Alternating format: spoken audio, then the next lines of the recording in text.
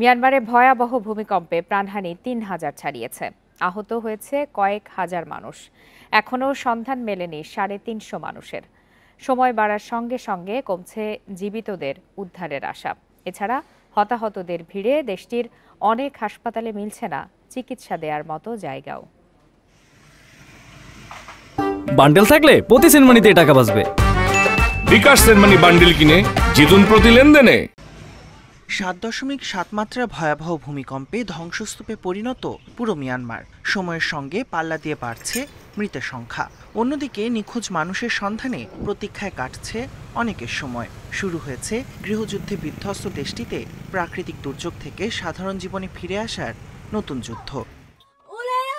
কেউ কি এখানে আছেন? আমরা এখানে আটকা পড়ে আছি। আমাদের সাহায্য করার মতো কেউ কি নেই?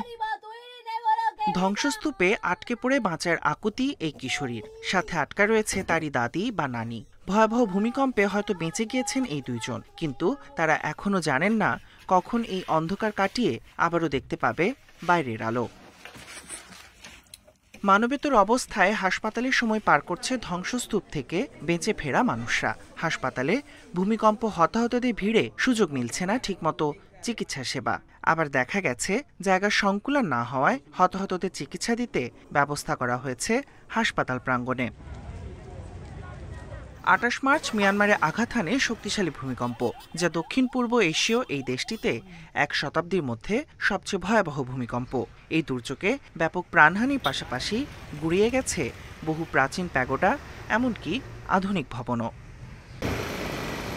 Tahmid Abrar, Independent news.